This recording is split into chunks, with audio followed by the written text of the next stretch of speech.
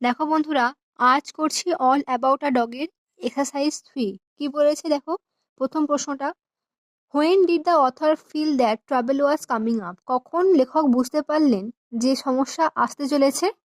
দেখো আমি লিখেছি উত্তরটা, when the conductor's eyes rested on the beady eyed dog. যখন কন্ডাক্টরের বাসের যে কন্ডাক্টর, তার চোখটা পড়লো ছোট ছোট চোখের কুকুরটির দিকে। দেন দ্য অথর ফেল, তখন অথরের অনুভব হলো বা মনে হলো দ্যাট ট্রাভেল কামিং আপ, সমস্যা আসতে চলেছে।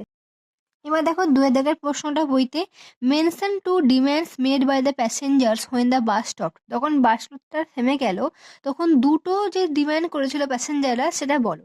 দেখো লিখেছি, the passengers of the bus made to demands when the bus stop. যখন বাস থামলো তখন প্যাসেঞ্জাররা দুটো ব্যাপার চাইলো। কি না, সাম প্যাসেঞ্জার্স ডিমান্ডেড দেয়ার ফেয়ার্স ব্যাক, কিছুজন চাইলেন তাদের ভাড়া যেন ফেরত দেওয়া হয়। And some passengers wanted to call the police, কিছুজন চাইলেন কি, যেন পুলিশকে ডাকা হয়। দেখো তিনের দাগের প্রশ্ন কি বলেছে, how are rules of guidance to be observed. মানে কিভাবে যে নিয়ম কানুন যে মানা হয় না, যে কোনো নিয়ম আর কি, কিভাবে পর্যবেক্ষণ করা হয়। দেখো, the rules of guidance should be observed in the spirit not in the letter. মানে কি না, আত্মা দিয়ে অনুভব করা হয়, যেগুলো কি যেভাবে লেখা থাকে সবগুলো মানা সম্ভব নয় এভাবে। The rules should be observed with common sense, kindness, দয়ালুতার সঙ্গে, সাধারণ বুদ্ধির সঙ্গে। যেটাকে কন্ডাক্টর করলেন, তাতে কি হলো বলতো, সমস্ত প্যাসেঞ্জারদের অসুবিধা হলো।